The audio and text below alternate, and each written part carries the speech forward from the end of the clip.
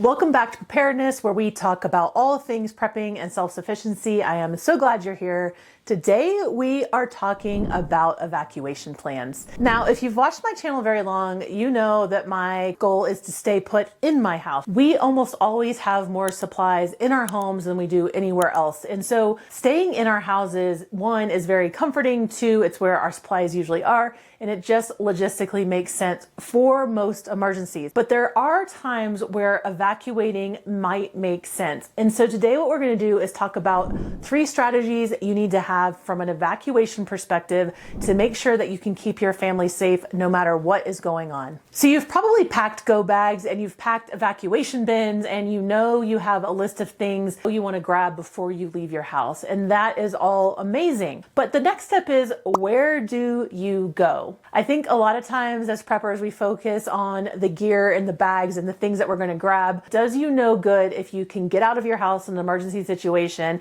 and you drive to the edge of town and then you go, now where, right? So we want to think about our evacuation in a couple of different phases, because that will really help us create plans that are useful for our family.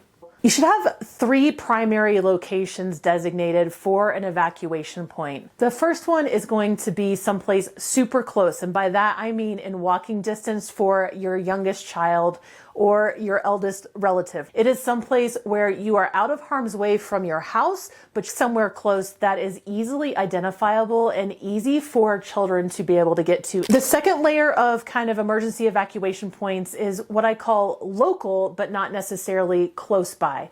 So what do I mean by that? That could be something like a local hotel that you know you like, or better yet, a friend's house where you know if there was an emergency, you could all meet at their house. When you're thinking about local evacuation points, really what you want is a place that is probably on the opposite side of town from you or a little bit away from your house, but close enough that you can drive relatively quickly. We have 2 separate local spots for our emergency evacuation plan. We have a friend's house that is, no kidding, here in town. They're about a 25 minute drive from where we work, and it would be a great central location for us to meet if for some reason our side of town got blocked off.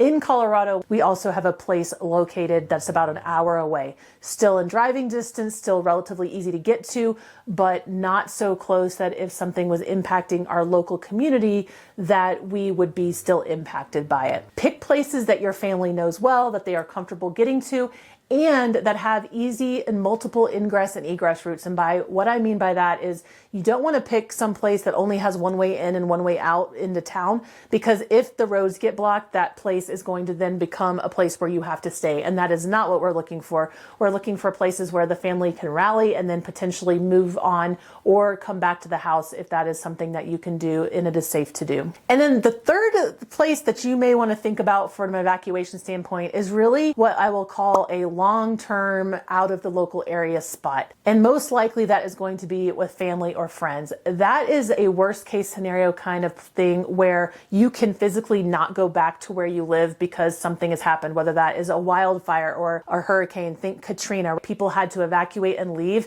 and couldn't come back for quite some time because it just wasn't safe to do so. You want to have a place already in mind. In our case, we have family in Oklahoma. It's about a 10-hour drive. That would be where we would go to in a case of an emergency, because our family would take us in. It would give us a safe place to go, and it would also give us shelter outside of our local community or even our state. When you're picking your out-of-state locations or out of the local area locations, it doesn't necessarily need to be out of state. Another consideration is to make sure that you know routes that are not on main highways. Again, if everybody is evacuating out of the same routes, you don't want your emergency location to be on that route, because when the traffic gets backed up, it could be hard for you guys to all meet in that location. When we're talking about evacuations, there's also kind of what I'll say 6 best practices that you can use to make sure that everybody understands where you are going. The first thing is, don't assume everyone is going to be at your house in an emergency situation. In a perfect world, your entire family would be safe and sound. You would be having dinner. You would all be awake. You would know what was going on. Everybody would have their shoes on and their clothes on, and the kids would be in the cars. But reality is, in an emergency situation, that is most likely not going to be the case. You may have one parent at work and one parent at home, and maybe the kids are at school, or everybody's out out doing their own thing, or the kids are with friends. There could be a lot of things going on that could impact how you get to your emergency location. So make sure in your evacuation plan you have clear roles and responsibilities indicated. Maybe one parent is responsible for getting to the house and getting the pet, and the other parent is responsible for getting the child regardless of where they are. But whatever those rules are for your family, make sure everybody knows them, and especially that your children know what the plan is so that they don't accidentally leave, or some well-intending friend doesn't try to bring them home and you've already left. Again, you want to have those emergency plans really well thought out for what I will call dispersed operating locations. When you are all in different places, make sure you know how you are going to get to those rally points that we just talked about. The second thing is just making sure everybody knows what your designated rally points are. We're going to go to our friend who's right outside of the city. Oh gosh, we need to get out of town. Things have gone really sideways. We throw as much as we can in the truck and we get on the road and we drive to Oklahoma. We have triggers in place for each thing.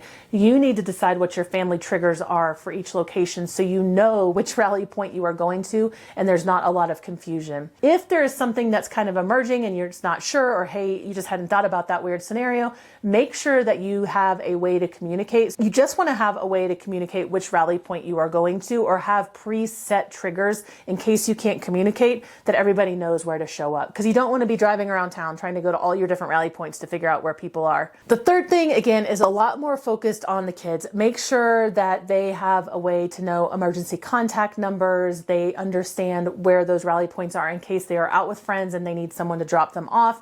Make sure that they know when they should stay with someone or when they should try to leave. So that's it for emergency plans. Have a plan. Make sure you practice, know where you're going to go. Make sure you have a phased approach to those exits, whether that is local, outside of the local area, or then far away, based on the kind of emergency you are expecting. So that's it for today, guys. Remember, we are prepared, not scared. Make sure you come up with those plans and you practice them on a regular basis.